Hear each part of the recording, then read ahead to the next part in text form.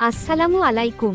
আজকের আবহাওয়ার আপডেটে জানাচ্ছি, বাংলাদেশ ও ভারতের পশ্চিমবঙ্গে আজ সারাদিন জুড়ে বজ্রসহ ভারী বৃষ্টির সম্ভাবনা রয়েছে।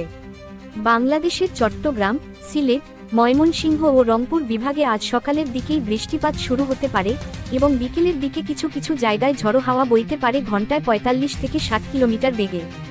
ঢাকা ও বরিশাল অঞ্চলেও হালকা থেকে মাঝারি বৃষ্টিপাতের সম্ভাবনা রয়েছে।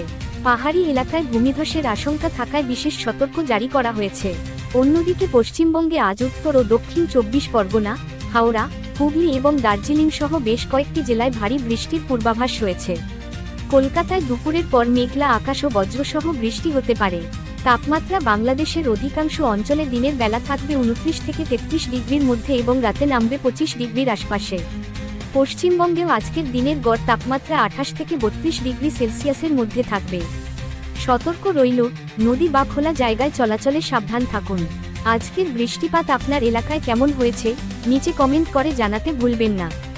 ভিডিওটি ভালো লাগলে লাইক দিন, শেয়ার করুন আর আবহাওয়ার প্রতিদিনের আপডেট পেতে সাবস্ক্রাইব করে পাশে থাকুন।